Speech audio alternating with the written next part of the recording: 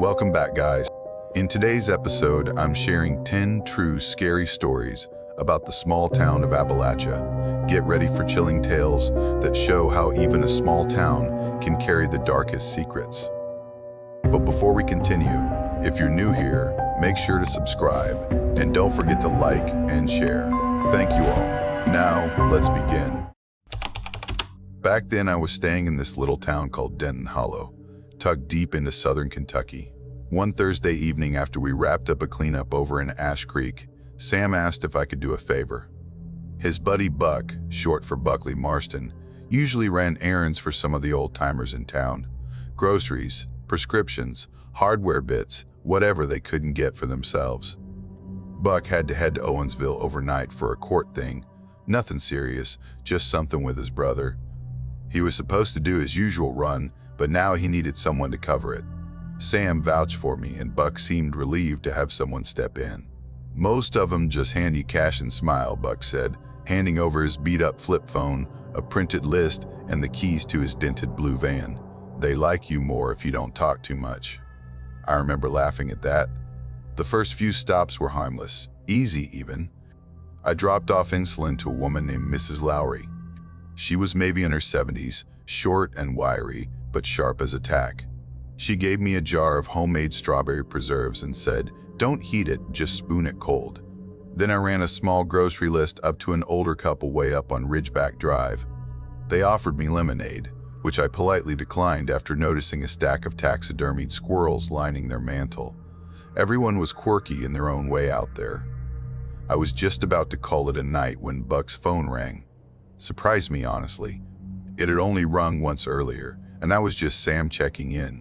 This time, the screen lit up with a contact name, M. Hagen. I answered and immediately had to turn down the volume because the voice on the other end was whisper-thin but raspy, like paper rubbing against sandpaper. Definitely an older woman. She listed 4 items: white sandwich bread, a couple cans of chicken noodle soup, a box of matches, and a bottle of rubbing alcohol.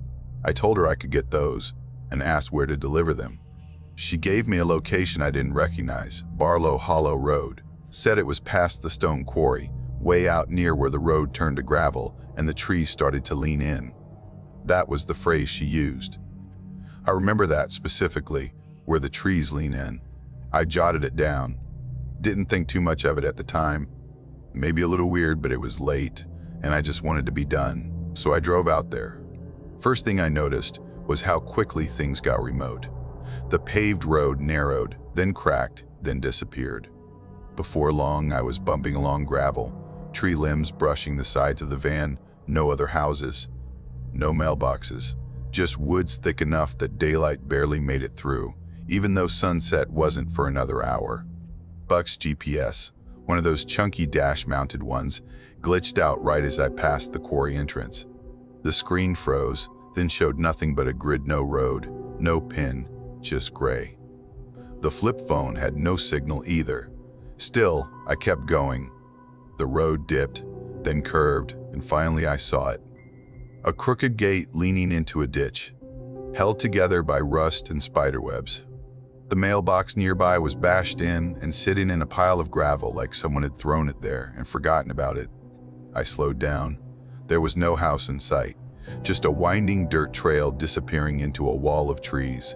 I stopped, thought about backing out. Honestly, I should have. Every instinct told me I was deep into not my problem territory. But I didn't want to be that guy. The city guy who bails when the trees get thick and the air gets quiet. So I eased the van forward, tires crunching along that narrow path until the trees thinned and the house came into view. Calling it a house is generous. It was 2 stories, but sagging.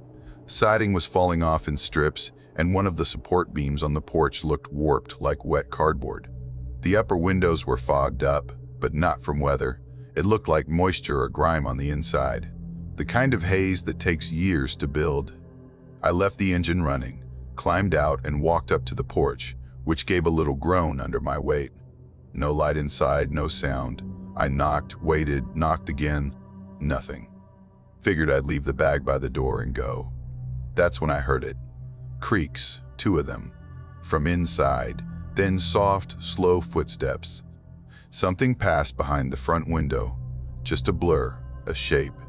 And a voice, muffled and low, drifted out. Back porch. I hesitated. There wasn't an obvious path, but I followed the side of the house, pushing through knee-high brush. Got to the back and saw what she meant. It wasn't a porch at all. Just a warped plank covering a patch of missing boards, leading to a door that was barely hanging on its hinges.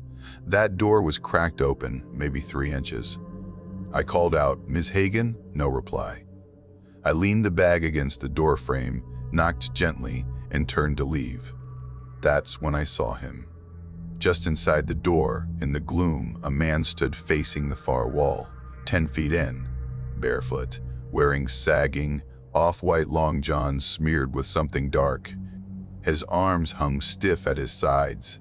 He didn't twitch, didn't shift, just stood there. "Sir," I said, almost without meaning to. No answer. Then, over in the corner, I spotted something else. A figure slumped in a wooden chair, covered in a thick gray wool blanket that was pulled up tight to the chin. That blanket wasn't moving. No breathing, no twitch. No life. I stepped back. Hard. The board under me shifted, creaked. I almost lost my balance. Neither of them moved. I didn't wait, didn't speak again. I just turned, walked, deliberate, steady back to the van. Got in, reversed down that trail so fast I scraped the passenger side mirror on a tree trunk. Back in town, I handed Buck his stuff without a word. After a few seconds, I told him everything, start to finish. He didn't interrupt, just stared at me like he was watching a rerun of something he'd seen before.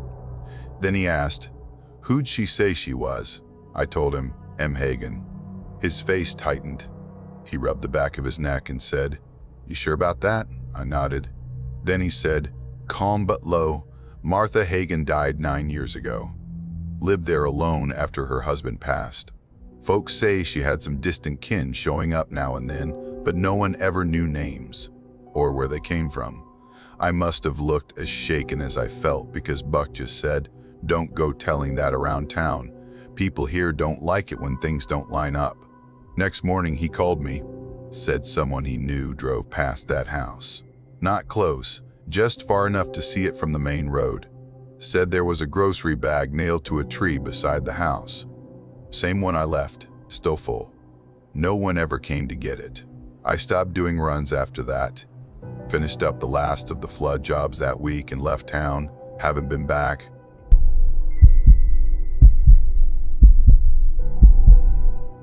I was sweeping up the back room of Marshall's auto when I caught sight of that same white Sierra again. GMC, lifted, spotless. I'd noticed it creeping by 2 nights earlier. Slow enough to make it weird, but not enough to say anything about it. Figured maybe someone missed a turn off Route 11. But this time, it cut straight up Bishop's Hollow, the dirt road behind town that runs up near the old mining stretch. We don't really get outsiders here. Briar Ridge isn't much more than a blip stuck between 2 worn-down hills in southern Appalachia. If you're here, you're either born into it or stuck around after marrying someone who was. We've got a single gas pump out by the bait store, a diner with inconsistent hours, and 1 working deputy. I fix cars and haul scrap when there's enough of it to matter. Not exactly living the dream, but it keeps the lights on. I live in the trailer next to the shop. Used to be my uncle's before he passed. Lot backs up to a ridgeline that drops off near the edge of what used to be Redfern Mine, which got shut down long before I ever moved into the trailer. That road, the one they used to call Bishop's Hollow, is mostly just a dumping spot now. People leave busted appliances, old tires, broken siding. Legal enough. Or maybe just ignored. Anyway, that truck started showing up maybe a week before the 4th. Always around sunset. Never fast. Just this slow, deliberate crawl right past the last mailbox like it was counting addresses. No front plate, just that blank chrome face. Couldn't make out the driver windows were tinted, but it was definitely a big guy. Broad shoulders filled the whole silhouette. Didn't say anything at first. Folks around here aren't quick to stir up drama, and neither am I. But after the third time, I started getting that itch, the kind where your brain won't let it go. July 3rd, I stayed up with the blinds cracked just enough, propped my phone on the window ledge to catch anything unusual. But that night, nothing. Just some raccoons knocking over a bin and a shore power flicker around midnight. Then the 4th rolled around. Everybody was out at Barlow Field, blankets on the grass, kids lighting sparklers, half the town drunk before the first firework even launched. I was laid up with the flu, slept through most of the day, achy and sweating, didn't even have the energy to walk up the hill to join them. It was right around 8 when I went out back to get some air. Still had a low-grade fever, but I remember feeling the cool breeze against my arms, like the kind you only get after the sun dips past the ridge. That's when I saw the headlights. Not the usual kind. These were those bright, bluish-white ones, aftermarket, probably HID, like people slap on trucks they want to show off. It was the same Sierra, no doubt. Moved real slow past the last stop sign, paused just long enough under the busted street lamp, then eased up Bishop's Hollow like it belonged there. This time, I followed. Threw on boots, grabbed my flashlight. I didn't even question it. Just acted, cut up the slope behind the garage, and moved through the brush so I could stay above the road without being seen. The truck was already parked by the trench when I got there. Tailgate down, engine running. The driver, this big guy in a faded hoodie, was hauling something out of the bed. Black bags. The kind you get for yard waste, but thicker, heavy. You could tell by the way his arms strained with each lift. He carried 3 of them, one by one, to the edge of an erosion pit. Those deep gouges in the hillside where rain carves out little gullies. He didn't stop to look around, didn't hesitate. Just rolled each one down into the trench like he'd done it before. When he finally drove off, I waited until the taillights vanished, then climbed down to where the bags had landed. I slipped and tore my jeans on a rusted rim someone had dumped there, nearly landed flat on my back, but managed to catch myself against a root. The first bag smelled like bleach, real sharp, chemical. The knot was pulled tight, but I got it open. Inside was skin, human skin, a shoulder, an ear. Some braid tucked up under a fold of plastic like someone tried to hide it, but not well enough. I couldn't keep looking. My stomach turned so fast I didn't even make it to the edge of the pit. I threw up right there in the leaves. Didn't check the second bag, didn't need to. I ran. Back through the thorns, over the ridge, through the junked-out lot. Got to the trailer and called Deputy Carrick. Only cop we've got in town. He answered quick second ring. By the time he pulled in behind the garage, I was still shaking.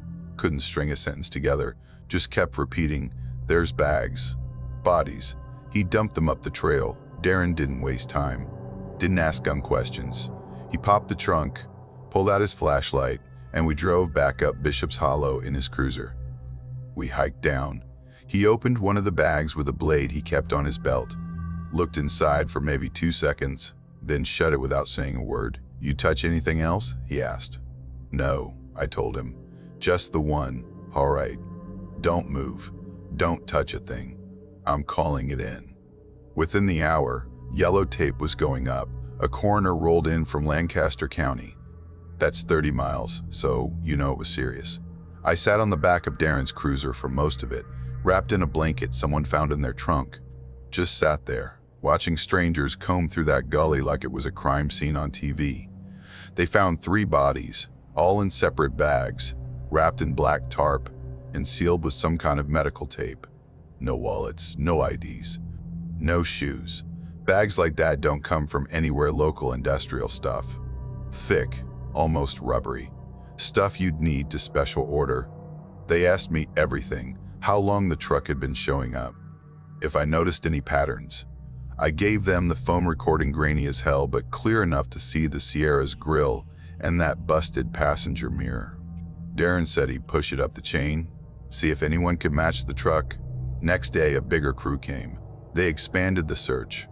Found drag marks deeper in the hollow, more of that tape. Looked like maybe the trench had been used before. Couple days later, the county put up a steel gate across Bishop's Hollow, posted signs about unstable soil and hazardous erosion.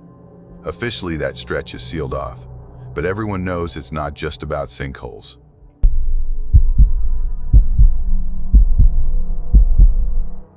The hospital let my dad come home on hospice about a week before everything happened.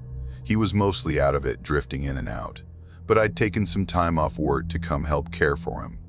I ended up staying in the guest room at my Aunt Loretta's house, which sits just outside of Maysfield. Loretta had set the house up like she was expecting a disaster to roll in at any minute. Oxygen tanks lined the hall like sentries, towels stacked on every surface, pill bottles arranged with military precision on the kitchen counter. There was a kind of tension in the air that didn't let up. Even when nothing was happening, you felt it. Most days passed in a blur, checking Dad's vitals, trying to get him to take a few sips of water, fielding calls from hospice nurses and well-meaning neighbors. But it was the nights that got to me. The quiet out there wasn't peaceful. It was active. That's the only way I can describe it. You could hear things for miles. The cows on the ridge, always coughing like they had something stuck in their throats. The creek slapping against rocks under the little bridge down the road. Even the occasional metallic clunk of the windmill behind the barn twisting against the gusts. The kind of quiet that keeps you from sleeping because it leaves too much space for your brain to fill. It didn't help that the guest room had one of those narrow windows that always seemed to let in just enough light to make shadows out of coat racks or chair backs. Every night felt like a slow crawl through a dozen tiny alarms going off in my body. A few days into my stay, Loretta asked me to run into town around 7, maybe closer to 6:30 actually. She needed a refill for one of Dad's pain meds, and the pharmacy closed early. She handed me the keys to her old Ford, a long bed truck that sounded like it had arthritis in every joint. The kind of vehicle where the steering wheel shimmies a bit no matter how steady your hands are. I made it into town just as they were about to close up. The pharmacist, older guy, always looked like he wanted to be somewhere else, handed me the bag without saying much. On the way out, I decided to take the back way home. Not for any real reason, just habit. Sometimes I liked avoiding the main roads, especially around shift change when the mills and plants sent a flood of trucks onto the 2-lane. Old River Road isn't really a road so much as a broken promise. It used to be maintained, maybe a couple decades ago. Now it's all cracked pavement and shoulder, less bends that drop off into the trees. Locals use it because they know it, but if you're not paying attention, you can wind up with a busted axle or worse. Still, I'd driven it a dozen times. I knew its turns, or at least I thought I did. About 10 minutes in, I saw this old pull-off with a rusted gate leaning at an angle like someone had rammed it years ago and no one had bothered to fix it. I wasn't planning to stop, but I let my foot off the gas, not sure why. Something had caught my eye. There was a fire burning maybe 20-25 feet off the road. Not big, contained, like someone had lit a barrel full of trash. And behind it stood a man. He wasn't moving, just facing me, or maybe the truck. It was hard to tell. I figured maybe he was squatting out here. It's not unheard of. You get people living rough in these woods, folks who either want to be alone or have nowhere else to go, usually harmless. I didn't stop. Just eased forward, keeping my eyes on him through the passenger window. Then I saw another one. This one was standing a bit further back, half shadowed by a cluster of saplings. Same posture. Still, facing the road. Then a third. No tents. No coolers. No cars or gear, or even a log to sit on. Just 3 people standing there like statues in the middle of nowhere. I drove faster, not peeling out or anything, just enough to get out of there without drawing attention. My phone had 0 signal, not a surprise. That stretch of road is dead for miles in every direction. I turned on the radio, just looking for noise. Only one station came through, some scratchy AM thing playing gospel that cut in and out every time I dipped into a low spot. The air inside the truck started to feel strange. Not hot, just dense. Like the pressure had shifted and I couldn't catch my breath right. I kept telling myself I was just spooked, that it was a weird situation but nothing dangerous. Probably just people camping off grid. But then the road curved. Sharp right bend, too sharp.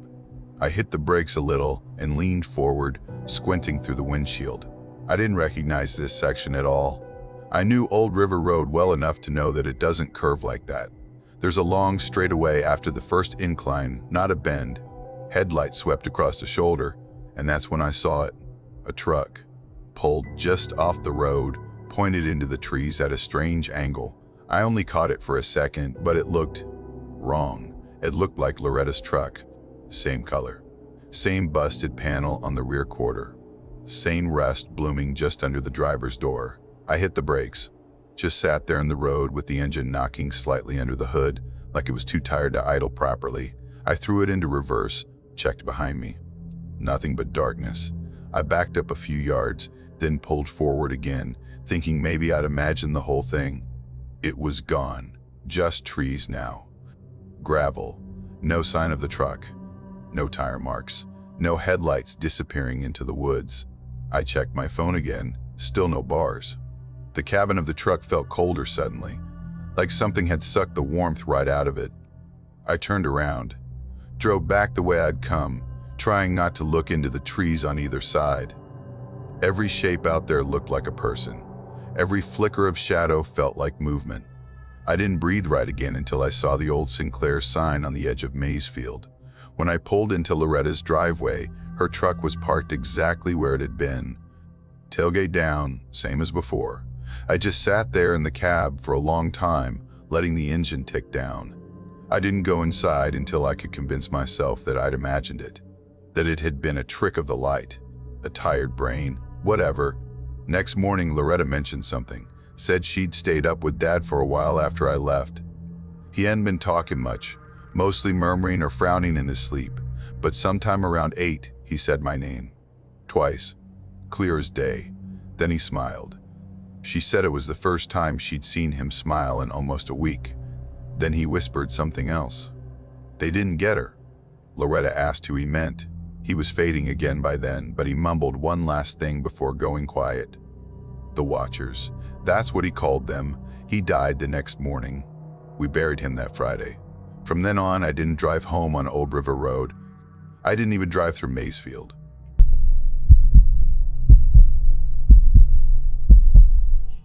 I'd only been back in Elbridge for a few days. A couple of streets, a post office that still smells like mildew from a flood back in the early 2000s, and a diner where the ceiling fan hasn't worked since I was 12. I left for school 3 years earlier and honestly didn't expect to come back except maybe for the holidays. But my grandmother Marge had a stroke in April, and someone needed to look after her house while she was at the rehab center down in Dawson. My mom lives in Colorado now, and my Uncle Gary hasn't set foot in Georgia since, so that someone ended up being me. I'd been gone a while, so I figured maybe I was just overthinking it. Or maybe the town had changed more than I expected. A lot of storefronts were empty now. The gas station no longer sold coffee, which honestly felt like a personal betrayal, and the people, well, they weren't unfriendly exactly, but they weren't quite there either. I'd wave or smile, and most of them didn't even acknowledge it. It was like everyone had collectively decided not to make eye contact. Mostly, I stayed in. Read, cleaned, reorganized some of Grandma's terrifying kitchen cabinets, ran errands when I had to, but even then, I kept it quick. That Thursday, I realized we were low on coffee and eggs, so I grabbed my keys and drove into town, hoping to beat the usual early closing hours. It was just past 4 when I pulled up behind the market. I parked in the gravel lot like I always had, behind the sagging delivery truck that had been rusting in place since I was in middle school. I cut across the side alley to avoid the front sidewalk, past the church lot, and ended up walking past the post office. That's when I saw him. A man, maybe in his late 50s, standing perfectly still by the blue mailbox. Faded overalls, boots caked in red clay, and a ball cap pulled low over his forehead. He wasn't doing anything, just standing there, like someone had paused him mid-step. I nodded as I passed. That's the polite thing, right? In a town this small, you at least give a little nod. He didn't react. Didn't blink, didn't twitch. His eyes didn't track me. It was like he wasn't even there. It was unsettling, but Elbridge has always had its share of eccentric folks, people who drifted into their own little orbits. I brushed it off. After I grabbed what I needed from Fowler's, along with a Snickers I definitely didn't need. I cut back toward the car and past the town bulletin board. Now, that board had been there forever. It used to be the heartbeat of the place. Kids' piano lessons, missing pets, church potlucks. If something was happening in Elbridge, it was on that board. But today, wiped clean, no flyers, no notes, not even leftover pushpins. Just one piece of plain white paper pinned exactly in the center like someone measured it. I stopped in front of it and leaned in. Stay inside after sundown. This isn't a warning. It's the only thing keeping us alive. That was it. No explanation. No signature. At first, I laughed a little. Some kind of prank probably. But then I realized no one else was even looking at it. A few people passed by. An old woman with a canvas tote, a teenage guy carrying a box of something, and not one of them gave it so much as a glance. I checked the time, 5:15. The sun still hung above the ridge, but the light had started turning that heavy yellow that always shows up right before it drops too fast. By the time I got back to the house, the sun was halfway gone. My grandma's place sits back off a winding gravel stretch called Rattler Road. No streetlights. No other houses in sight. When I was a kid, I used to love how quiet it was. Now, walking up the porch steps with that weird note rattling around in my head, it felt less peaceful and more exposed. I put the groceries away, double-checked the locks, and left the porch light on. I even tried calling Sheriff Marvin, figuring if anyone knew what was going on, it'd be him. He and my dad used to coach Little League together. He once pulled me out of a ditch after I rolled a four-wheeler at age 11. No answer. Just voicemail. I made a grilled cheese, watched half an episode of something stupid, and tried to forget the whole thing. At exactly 7:30, someone knocked. 3 sharp taps. Not loud, not aggressive. Just deliberate. I froze mid-step, walked to the door, slow, careful, peered through the peephole. There was a girl standing on the porch. She couldn't have been older than 13. Pale skin, old-fashioned white dress with lace trim and a ribbon tied at the waist. Barefoot, hair curled like she'd stepped out of a yearbook from 1950. She stood perfectly still. No shifting, no looking around. Then she smiled. Only it wasn't right. Her mouth moved too far, stretching just a little too wide.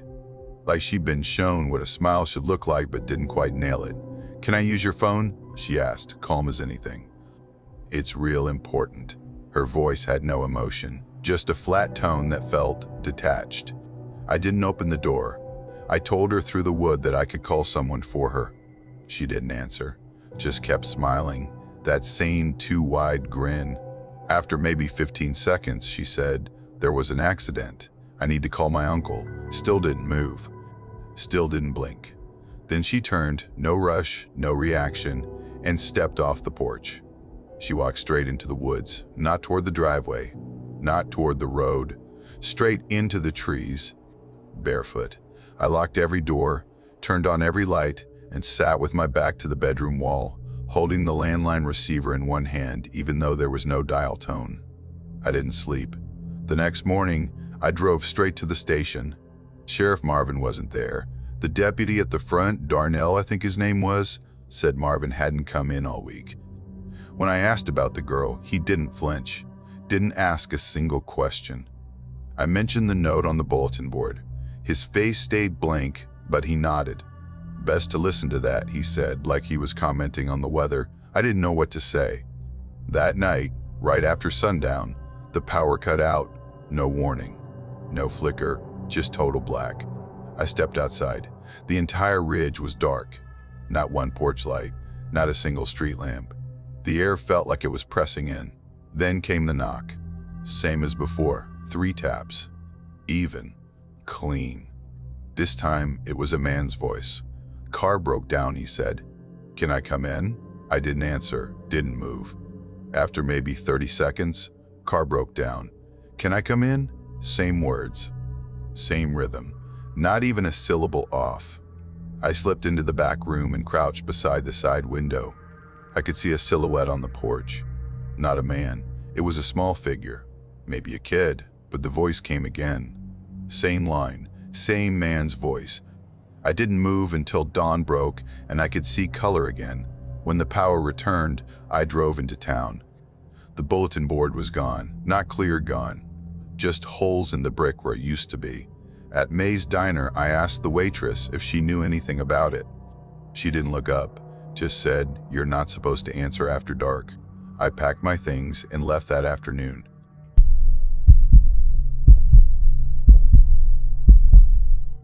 My shift at the equipment depot just outside Oak Ridge Hollow started in the afternoon. I noticed the padlock on shed number 12 was latched backwards. I was doing my usual perimeter check, walking the gravel path behind the depot buildings, kicking at weeds with the toe of my boot, not thinking too hard about anything. That day, I'd done inventory before stepping out, mostly checking off shelves, boots, lanterns, foldable chairs, the usual, and then I headed out to the sheds. We had 13 total, laid out in a half loop near the edge of the property. The padlock wasn't hanging the way I always leave it. I always loop it left over right so the keyhole faces the ground. I'm weirdly consistent about that. This one was flipped. Still locked, still snug, but mirrored. That tiny difference was enough to put a stone in my stomach. I unlocked the shed and opened the door. The extension ladders inside were leaned together in a rough triangle, like someone had dragged them all to the middle of the floor and propped them against each other. Normally, they sit flat against the mounts on the back wall, slotted in place by type and size. I stood there staring at them for a second, chewing on the inside of my cheek, before I stepped in and pushed them back where they belonged. Then I relocked the door, my way this time, and scribbled a note on my clipboard to check the motion sensor logs in the office. Our system was old. Like late 90s beige box old. Paper logbooks, wall-mounted motion sensors with thermal triggers, and a receipt-style printer that recorded timestamps whenever someone walked too close. No cameras, no backups, just hard copies and padlocks. The job paid okay, and honestly, I didn't mind the quiet.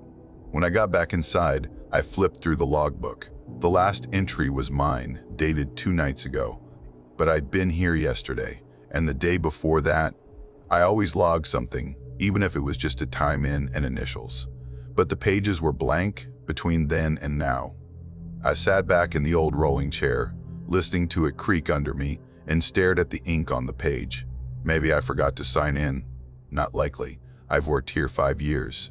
Logging is muscle memory. I got up and checked every exit door, made sure the latches were tight. Walked through the rows of gear inside the main depot. Nothing seemed touched. No gaps on the shelves. No footprints on the dusty back stair. I told myself maybe a raccoon nudged the shed door weird and I was overthinking it. I told myself that, but I didn't quite buy it. After locking up, I drove the 10 miles back into town. Oak Ridge Hollow is a blink and you miss it place. A diner that closes at 7, a grocery with flickering lights, a barber shop that still advertises straight razor shaves even though I've never seen a customer inside. I rented a second-floor apartment above what used to be a bait shop. The sign still hangs above the awning, cracked and sun-bleached. When I got inside that night, I hung my jacket like usual and froze. The curtain in the living room, plain beige, sun-worn at the edges, was pulled halfway open. I never leave it like that. I always draw it all the way shut when I leave because the afternoon sun hits directly through that window and it heats the room up like an oven. But there it was, half open, like someone had peeked out and left it that way. I pulled it shut, stood there for a beat longer than I meant to. Then I turned on the fan, made dinner, and tried to let it go. Around midnight, I got up for water. The apartment was quiet, lights off, fan humming. I passed through the living room again, and the curtain was halfway open, same exact spot. My throat felt dry. I stared at it for maybe a minute, trying to replay my evening in my head. Did I open it again without realizing? I didn't remember doing that. I left it alone and went back to sleep. The next morning I drove out early, earlier than I usually bother. I didn't even go into the main building. I went straight to the little printout box wired to the motion sensors. Pulled the thermal feed, 6 entries, all between 1 and 3 in the morning, all triggered by the sensor behind shed 12. I walked out there, slow. The lock looked fine this time, still set my way. I opened it. Inside, the ladders were where I'd left them, but a coiled green hose, one I knew belonged on a hook inside Shed 9, was lying dead center on the floor. The hook it was supposed to hang from wasn't empty though. It was there, on the back wall, but the screw holding it had been turned halfway out. Like someone started removing it with their fingers, got bored, and stopped. I picked up the hose and stood there holding it, just thinking, who would do this? What was the point? I walked it back to Shed 9, put it on the correct hook, tightened the screw with the little multi-tool I carry on my keyring. I didn't mention it to anyone, mostly because there wasn't really anyone to mention it to. That evening, I started rounds again right before sunset. When I reached Shed 7, the door was open, not unlocked, open, swinging slightly in the breeze. Inside, the utility shelves were bare. Everything: boxes, tools, oil cans, rope gone. I'd been in there a few nights ago. It was full then. Now, it was empty, and there was no sign of a break-in. No broken latch, no scuff marks, no tracks on the ground outside. I stepped in, did a slow circle, and backed out. At the office, I flipped the logbook open again. Still just my last few entries. No one else. Then I noticed something weird. My pen from earlier in the week, black ink, kind of faint, had been written over. Not completely, but enough. The ink looked darker, cleaner, like someone had traced my handwriting. The letters were a little too neat, too deliberate. I pressed a fingertip to the page, dry, but fresh enough to look new. That night, when I got back to the apartment, I checked the curtain first thing. It was shut, all the way. I left it that way. I turned off the lights and went to bed early. Around 3, I woke up and felt it instantly, that quiet that doesn't feel natural, the kind that presses on your eardrums. I sat up. My bedroom door was open. I never sleep with it open. I stood up, crossed the room, and stepped into the hallway and stopped. The mirror on the hallway wall, which usually faced the bathroom, had been moved. Now it hung above the baseboard heater. The heater had shifted about half a foot to the left, under the coat hooks. The 2 rugs in the hall had swapped places. I stood there staring at it. Then I started checking every drawer, every shelf, every cabinet. I couldn't even tell you what I was looking for. Nothing was stolen. Just moved. The dishes in the drying rack bowls on the right, plates on the left, had swapped sides.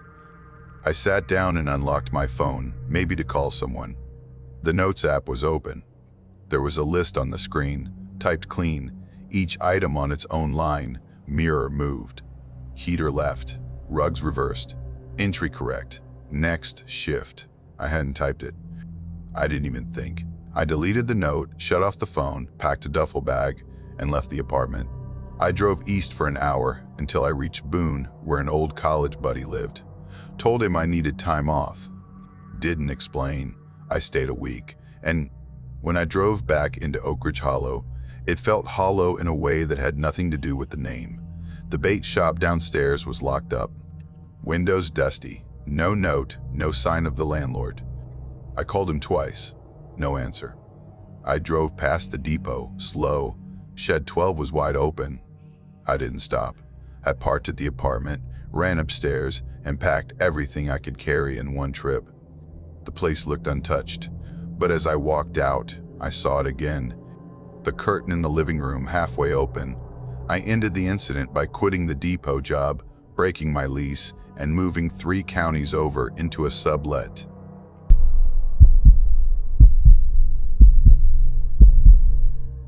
I was 26 when I started working nights at this old gas station just outside Weller's Creek. I'd been out of steady work for a while.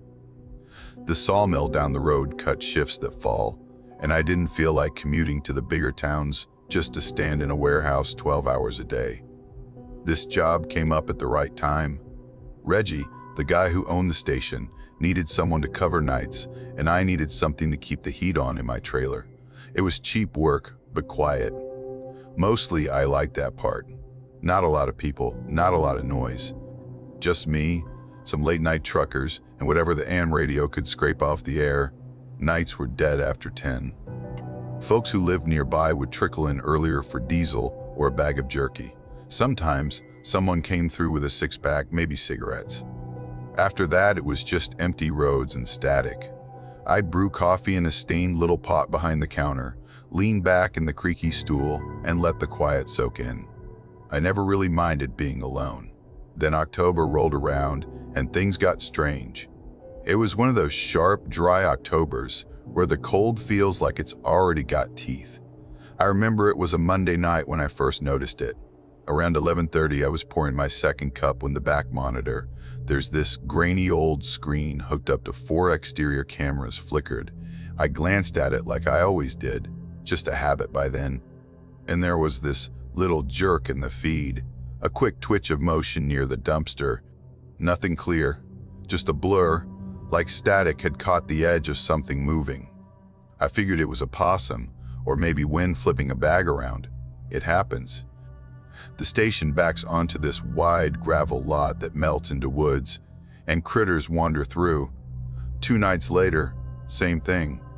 Different shift, same time, same twitch in the monitor. But this time, the dumpster lid was open. I hadn't touched it, and no one else had come through in hours. The wind wasn't strong enough to lift that heavy plastic top. I stepped outside with a flashlight just to check. The gravel crunched loud under my boots, and my breath steamed out in little puffs. The bin was empty, lid just hanging there. No trash on the ground, no prints, just quiet. The third time it happened, I mentioned it to Reggie.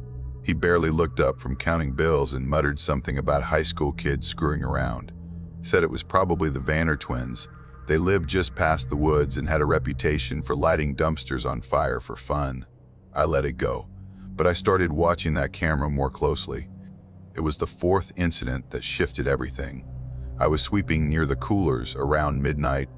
That section gets dusty fast, even though no one ever goes back there for cleaning supplies. I was halfway down the aisle when I heard it, this soft, dragging sound. Not from outside, from inside the store. It wasn't loud, but it was close, like fabric sliding across linoleum.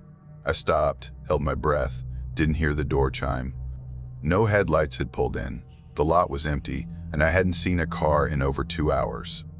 I turned slowly, broom in hand, like it might do anything useful. The sound had come from the far aisle, the one with bleach, sponges, and all that. I walked toward it, careful, heart nudging up into my throat. When I turned the corner, nothing was there. Shelves were neat, no signs of anything knocked over. But there was this smell, something rank and musty, like wool left in a wet basement. It clung to the air, thick. It hit the back of my throat, and I had to swallow against it. I didn't mention it to Reggie. After that, I stopped doing rounds inside. I stayed behind the counter, where I could see all 4 cameras and the door. I even moved the bat from under the fire extinguisher to just below the register, right where my hand could find it fast. A few nights later, just past midnight, the back monitor glitched again. It rolled and twitched, then settled. And something was there. It stood near the dumpster. I can't say it was a person, not really. Too hunched, too off in the shape. It looked like its body didn't know how to hold itself up right, like something built to stand but never quite learned how. Its arms hung low, past the knees, and its back bulged oddly under what looked like a heavy coat, though it wasn't cold enough to explain that.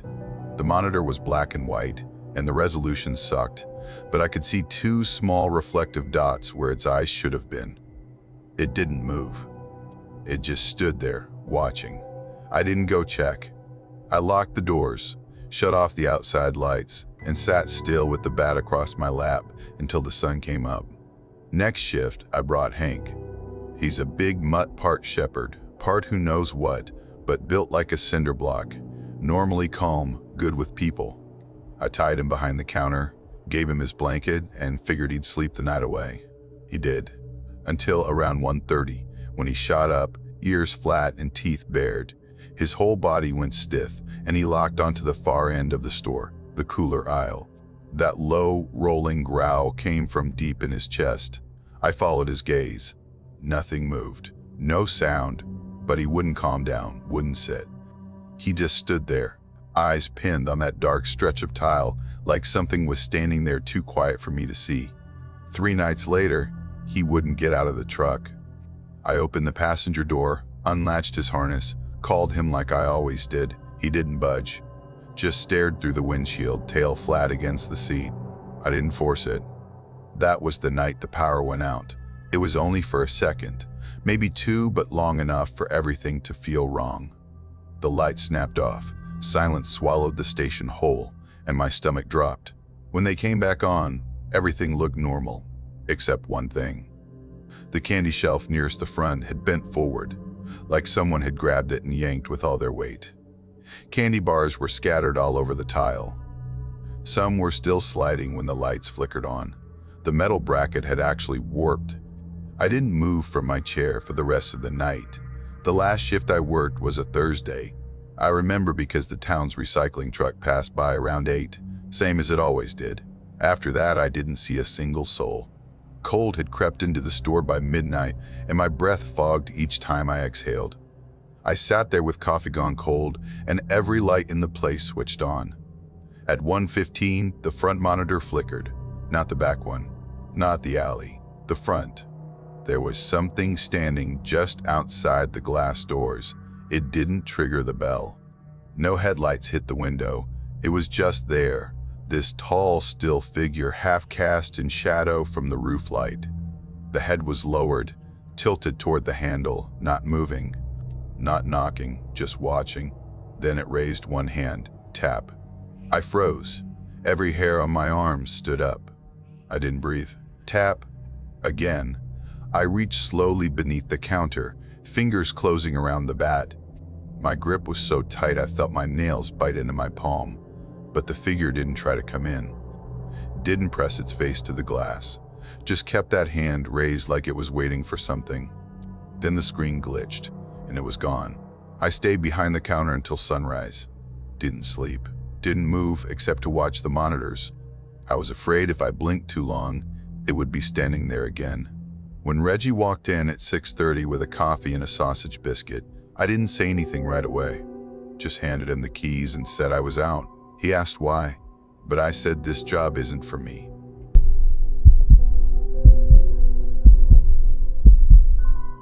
I was 17 when it happened. Our town didn't even have a stoplight. Just one blinking yellow at the main intersection near the diner, and even that flickered out half the time. Most of the street signs were bent or rusted, if they were still standing at all. We were tucked somewhere deep in the eastern Appalachian hills, right up against the border of another state, though which one sort of depended on who you asked. It was the kind of place where everyone says they know everyone, until something strange happens and suddenly nobody knows anything at all. My family had lived there for generations. Dad did some auto work out of a lean-to garage next to our house, and Mom ran a part-time baking thing out of the church basement. I worked weekends at one of the only places that stayed open past 8, a gas station just off the old railroad bed. The rail line had technically shut down back in the 80s, but sometimes you'd still see a rusted freight car roll through like it forgot it had been decommissioned. Most of the time, my shifts were uneventful. I'd sweep, check the coolers, maybe ring up a couple smokes and energy drinks. Every now and then someone passed through, a long-haul trucker, or a lost family trying to read a GPS that didn't know our roads existed. It wasn't thrilling, but it was fine. Nothing that ever made me feel weird about being alone. But then there was that night, just after sundown, when I noticed a car pulling into the lot. Thing is, I didn't hear it. No engine noise, no tires crunching gravel. Just headlights gliding silently into frame like someone had muted the scene. It was an old Buick, maybe late 70s or early 80s. The kind of car with square headlights and a boat-like body. It rolled up to pump 3 and stopped, but I still couldn't hear it idling.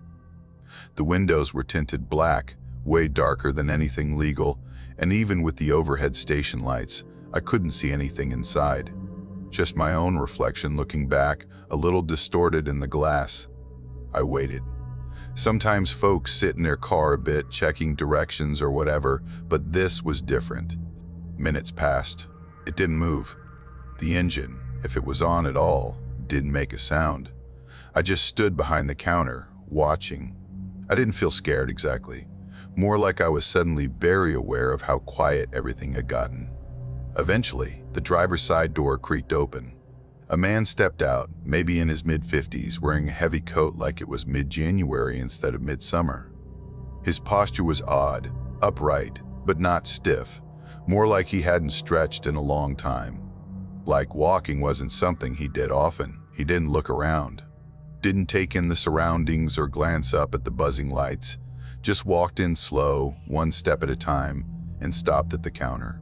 His face looked weathered but not old, not lined with age, more like with weight, like he'd carried something heavy for too long. "You still sell oil filters?" he asked, voice low and scratchy like he hadn't used it in a while. I told him we didn't. Never had as far as I knew. He just stared for a moment. Too long. Not in a threatening way though. It was more like he was trying to figure out where he recognized me from, only I was sure I'd never seen him before. His eyes never quite focused on mine either. They drifted just past me, like something behind me had caught his attention. Then he said something I'll never forget.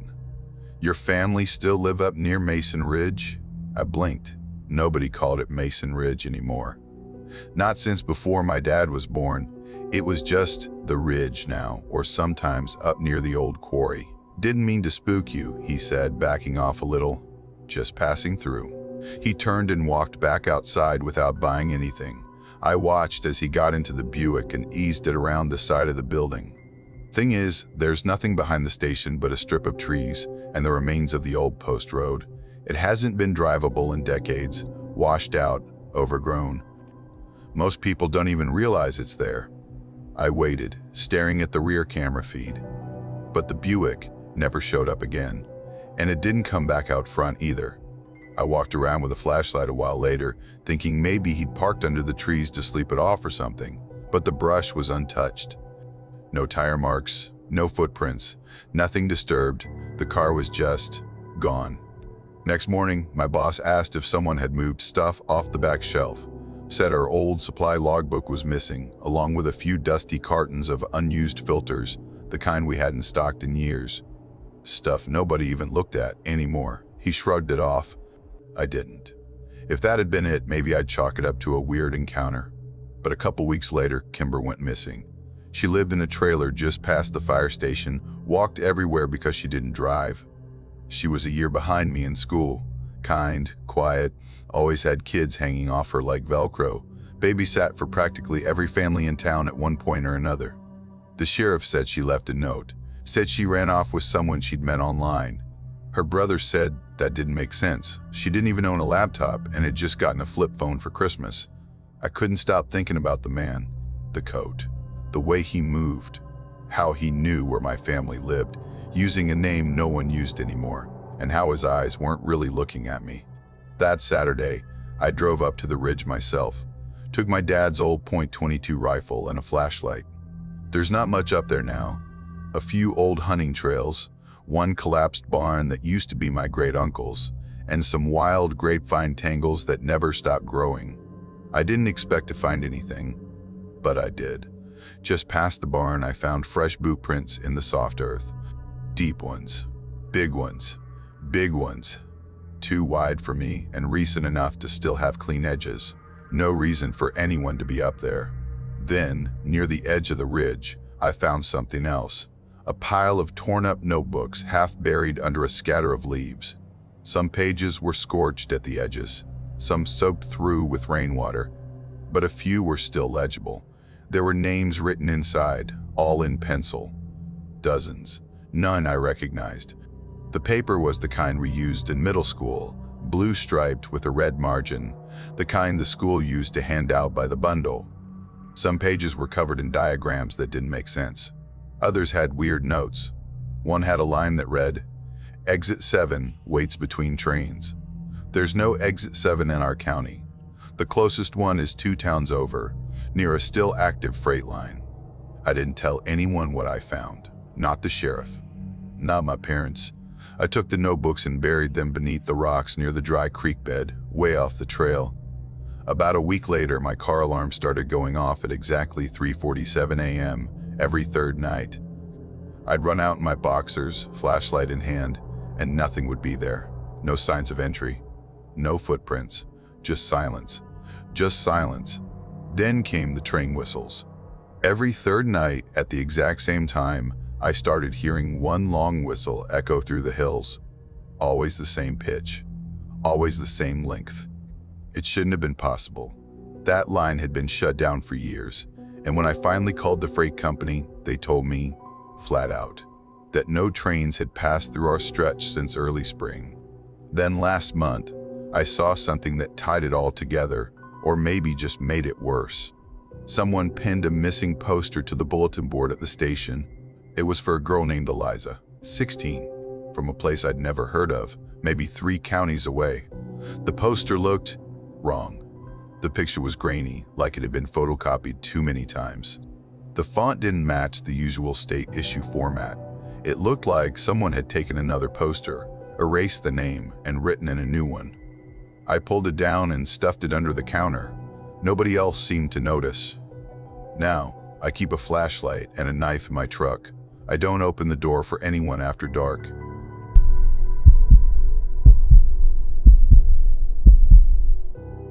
That summer, I stayed with my cousin Lorna in a little town called Winslow, tucked into the Appalachian foothills right near the Kentucky line. There were 2 churches, a post office that only opened 3 days a week, a gas station/diner, and not much else. Lorna had just come out of a nasty breakup, and her 2 girls were with their dad for most of the summer. She needed the company, and I needed the change, so I packed up and headed down. Her place sat just beyond town, down a winding gravel road that disappeared into the hills. You had to pass this old field that looked like it hadn't grown anything in years. It was filled with rusted-out tractors, busted fences, and brush that clawed at the sides of your car if you got too close. She said it used to be a tobacco farm, back when her granddad was still around. Now it just sat there half wild and half forgotten. That Friday night, Lorna talked me into going with her to a fish fry over at her cousin Wade's place. I didn't know Wade. In fact, I barely knew any of her extended family. Lorna had a long family tree with a lot of branches, half-siblings, step-cousins, people she only saw at funerals and pig roasts. I kept losing track of who was who. Still, she promised it would be fun. Just some food, a drink or 2, and we'll be back before you know it, she said. We got there just after dark. The fry was out behind an old barn, all dented tin and slanted beams, like it had survived 3 storms too many. People were milling around with red cups, leaning on coolers, catching up. A Bluetooth speaker sat on a hay bale, blasting some scratchy country playlist. The air smelled like fried catfish and damp grass. Kids were running barefoot through the yard, chasing each other around like it was the last night on Earth. I stuck close to the fire pit. A girl about my age, Rachel, I think, started talking to me about quilting. I know, quilting. I figured I'd just nod along politely, but she actually made it sound kind of badass. Turns out, there's a whole world of patterns and stories behind the designs. Who knew? We got into a pretty good rhythm, talking and laughing, and the night passed faster than I expected. By the time I realized how late it was, people had already started heading out. Some got into pickup trucks, others walked off into the dark with flashlights or cigarette lighters held up. Lorna was digging through her bag, getting frustrated. She couldn't find her phone. She thought maybe she left it charging back at the house and asked if I could walk ahead and check. I didn't mind. I'd done that walk a couple times already that week. It was about 10 minutes, just a narrow trail that cut through the woods, mostly flat, with a sagging wire fence on one side that sort of marked the property line. The trail itself was easy enough to follow if you had a light, which I did, thanks to my phone. I told her I'd check for the phone and be back before she noticed I was gone. The woods were still. Not spooky, just quiet. There was a kind of thick heat in the air that made everything feel muffled. I kept my light low to avoid bugs swarming around it and watch my step for roots or rocks. I was maybe 5 minutes in when I saw the gate. It was wide open. That stopped me. I remembered us passing it earlier, and it had definitely been shut. Loudly. The hinge squealed so badly, Lorna had smacked it with her palm and muttered something about WD-40. Now it hung open, one side barely touching the weeds. I stood there, staring at it. The obvious explanation was that someone else from the party had come through. Maybe someone taking a shortcut or walking home a different way. But then I noticed something else. There were 2 bare footprints on the bottom rail of the gate, right on the metal bar where the dew had settled thick. They were clean, almost too clean, no smudging, no streaks. Just 2 wide, flat impressions like someone had stood there, perfectly still. Adult-sized, maybe a man's. But there were no matching prints on the ground. Nothing in the dirt. The grass hadn't even been bent or disturbed. I kept moving, quicker now. I stopped looking around, just stared straight ahead and walked like I had somewhere to be. My hands started sweating and my phone felt slick in my grip. By the time I saw the house, my heart was already thudding a little harder than I'd like to admit. But then I noticed the porch light was off. That thing never turned off. Lorna kept it on every night. She said it helped her sleep, made her feel like someone was still awake. All the windows were dark too. The house looked empty. I climbed the front steps slowly, tried the door. It opened with a soft creak. We'd locked it. I was sure of that. I didn't call out. Not because I didn't want to. I just couldn't seem to make myself speak. The silence inside felt wrong. Thick, like walking into a room where something just happened. I moved through the living room, into the kitchen. Checked the counter where she usually charged her phone. Nothing. Charger was there, unplugged. No phone. I turned to head back toward the front door, but something caught my eye. The back door was open. That one led to the shed. Lorna always kept it locked with a chain, especially at night. But it was wide open now, and hanging from the inside knob was this strange little bag. It looked handmade, stitched together from old fabric, maybe pillowcases or tea towels, with thick, uneven thread, all black. It was lumpy, sagging in the middle, and the fabric looked damp around the seams. I didn't want to touch it, but I couldn't stop looking at it. Inside, I saw what looked like old coins, dull, greenish ones. A few feathers. And something that looked like a chicken bone, wrapped tight in red thread. The kind of thing you only see in stories people tell when they've had one too many drinks. I backed away slowly. Didn't touch anything. Didn't even turn my back on the door until I was out of the room. Then I ran. Out the front door, down the steps, back onto the trail. I didn't stop to breathe or look behind me. I just ran, stumbling over tree roots, slapping branches out of the way, not caring how loud I was or how dark it had gotten. When I got back to the barn, Lorna spotted me immediately. She looked like she'd been waiting, scanning the shadows. Her face shifted the second she saw me. She said someone had come by right after I left. She thought maybe it was someone I'd met at the fire. Said he was older, barefoot, with a thick beard and clothes that looked homemade. She didn't recognize him and assumed he was someone else's relative until he spoke. She had to lean in to hear him. His voice was that quiet. "She went back alone, didn't she?" he said. Then he just walked off. No name, no explanation. Nobody saw where he went or who he was with. When Lorna started asking around, no one even remembered seeing him at the party before that. We drove back together, not saying much. When we passed the gate, I pointed it out. It was closed again, latched even. No footprints this time, no trace of anything. When we got to the house, the back door was shut. The strange bag, gone. All that was left was a faint, wet circle on the floor, like it had soaked into the wood and then vanished.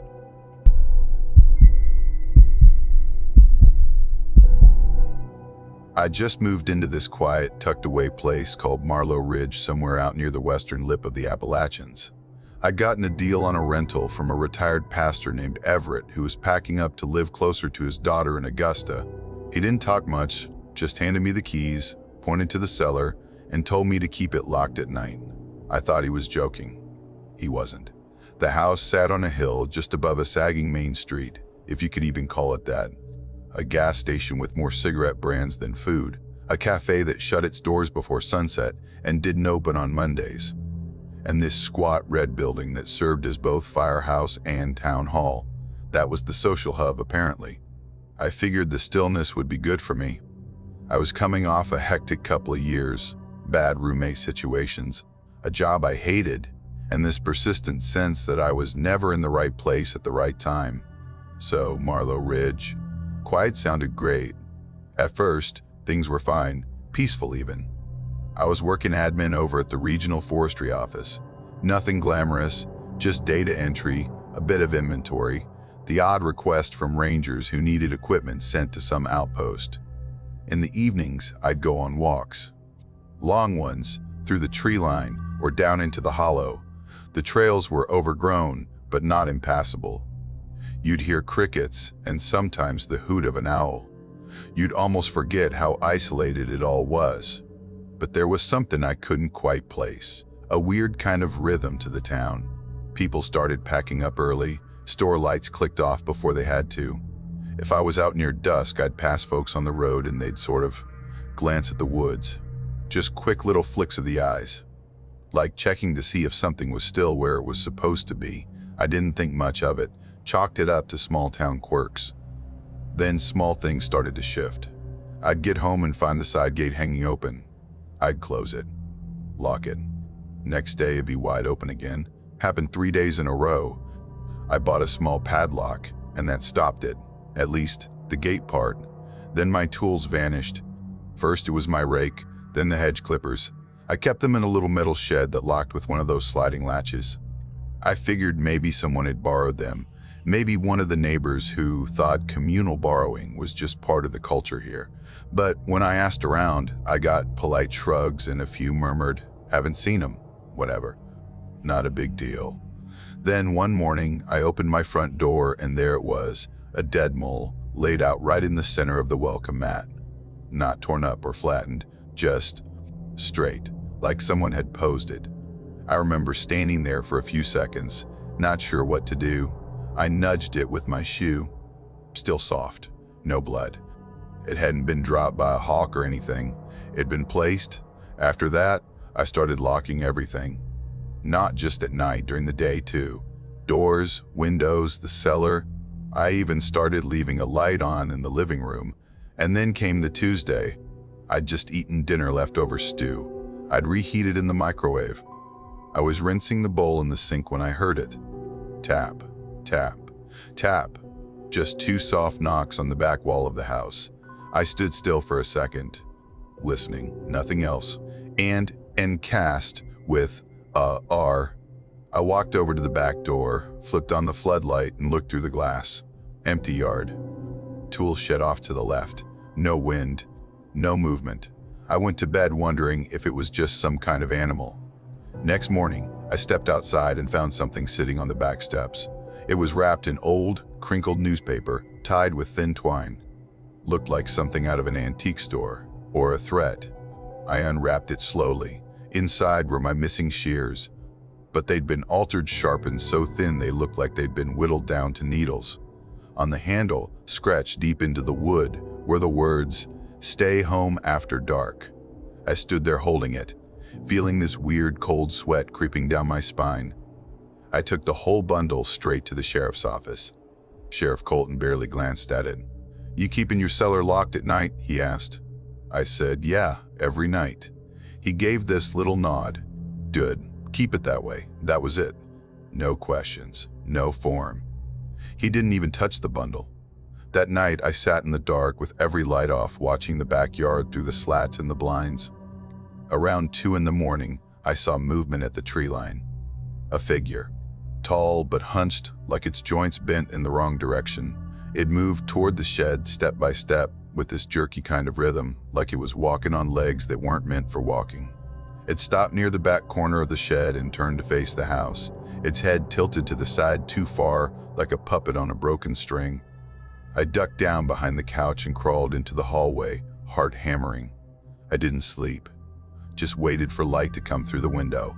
Next morning, I drove to Bridgeport and bought motion cameras. Took me most of the afternoon to set them up.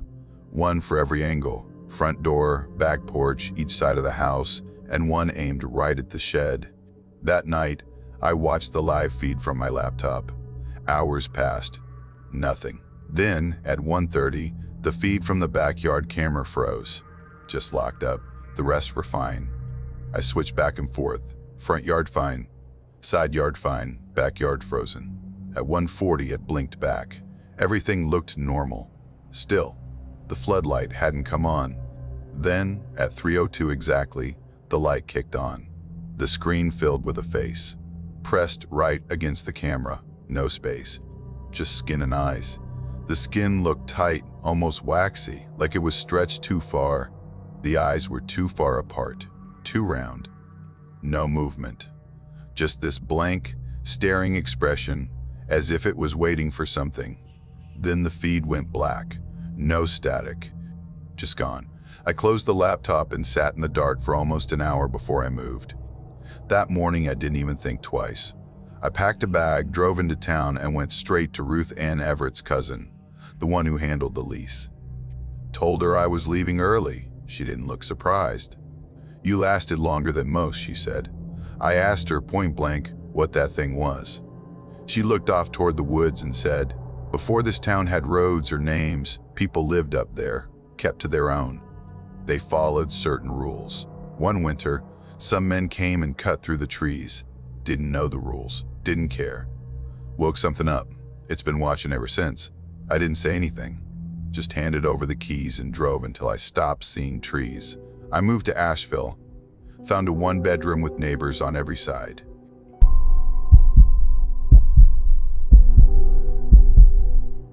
My uncle's bait shed was this crooked little building behind his house on the edge of a worn-out town called Merrow Creek. It straddled the border between Kentucky and Tennessee like it couldn't quite decide where it belonged. That summer, I was 17 and staying with my uncle for a couple of weeks. He was a quiet guy with a voice like gravel and this habit of squinting like he didn't trust the light. He'd run the place for over a decade and never took a day off. But that summer, he had a few things pulling him away. Supply runs, motor repairs, an old friend in the hospital. So he asked me to keep the counter when he was out. Honestly, I didn't mind.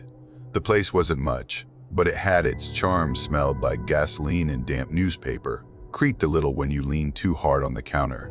There was a tiny fridge humming in the corner and stacks of dusty tackle boxes lining the walls. The register was older than I was and groaned every time you popped it open. Out back, there was a patchy fence that barely held together, and past that, an old tractor buried up to its axles in weeds. Beyond that was nothing but woods. Real woods. Not the kind you hike through or picnic in. These were thick and overgrown, the sort of trees that pressed in too close and blocked out everything. There was a creek that cut through the back edge of the property, shallow and rocky, but it moved fast. Some afternoons, I'd hear voices, kids laughing, yelling, sometimes splashing, but I never saw them. Not once. I'd step outside, thinking maybe someone had wandered down from the road, but the trees just stood there, and the sound would vanish like it had been sucked back into the branches. Then one afternoon, this man walks in. I'd never seen him before, not around town, not in the shop, not in passing. He looked mid-50s, maybe older, but something about him didn't feel old. He wore a flannel shirt with the sleeves rolled down, even though the inside of the shed was warm and still. His beard was trimmed sharp, almost unnatural, like it had been drawn on with a ruler. He didn't say anything at first, just picked up a can of worms and stood there holding it like it was a ticket to something he wasn't sure he wanted to attend. I asked if he needed anything else, hooks, line, coffee, whatever. That's when he looked at me, and his eyes settled in like he was lining up two memories side by side. "You're not the one who used to do this," he said. I figured he meant my uncle, so I told him I was just helping out while he was out on errands. But the man didn't nod or move on. He looked me up and down again, slower this time, and said, "No, the boy, the one with the glass eye." I didn't answer right away because I had no idea what he was talking about. I wasn't sure I'd even heard him right. I told him I was the only one staying there that summer, no one else. He didn't react much, just tilted his head, like he was doing some kind of math in his head. "He was here last year," he said. "Same time. Looked like you, but off." That's the word that stuck with me. Off. I stood there, kind of frozen, half waiting for him to explain. He didn't. He set the worms on the counter and said, "Guess he fixed it then." Then he paid exact change and walked out without another word. No truck, no bike. just walked straight up the road and then veered off into the woods like that was a perfectly normal way to leave. That night, I brought it up to my uncle. We were sitting at the kitchen table eating dinner potato salad and pork chops, and when I told him about the guy, he stopped chewing. Just slowly set his fork down and looked at me. "You're sure that's what he said?" he asked. I repeated the whole thing. When I got to the part about fixing it, my uncle stood up, walked over, and locked the front door without saying a word. He came back, sat down, and looked more serious than I'd ever seen him. "When I bought that place," he said, "there was a note in the cash drawer. Real old paper. Said, 'Don't let him back in. He learns too fast.'" I blinked at him. I thought he was kidding at first, but he wasn't even smiling. He said he'd figured it was just something the old owner left behind as a joke. The place had changed hands a few times before him.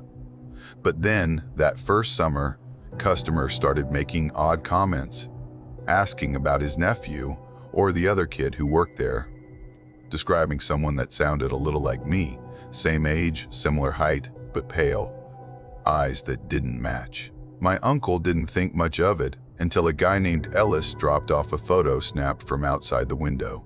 It showed a teenager behind the register, hands resting just like mine had been that morning. The kid in the picture was staring right at the camera. "He looked like you," my uncle said. "But he wasn't you. He burned the photo that same night. Never showed it to anyone else. Until me." I didn't sleep much after that. Every creak in the floor, every gust against the window felt like a signal. I kept thinking about the man's face, how calm he was, how certain. 3 days later, he came back. Same flannel, same stillness, same look like he already knew how this would go. He placed another can of worms on the counter and asked, "What did you do with him?" I didn't speak. My throat had gone dry. The man gave that same slow nod, like he was confirming something. "You gonna stay this time?" he asked. I told him no. That time, he smiled, just barely, like a reflex he hadn't used in a while. "Doesn't matter," he said. "He comes back anyway." That was it. He left. I didn't see where he went. That night, I packed my bag and told my uncle I needed to head home early. He didn't ask why. Just helped me load up and gave me some cash for gas. I drove out before the sun rose, watching the tree line in the rear view until it disappeared behind me.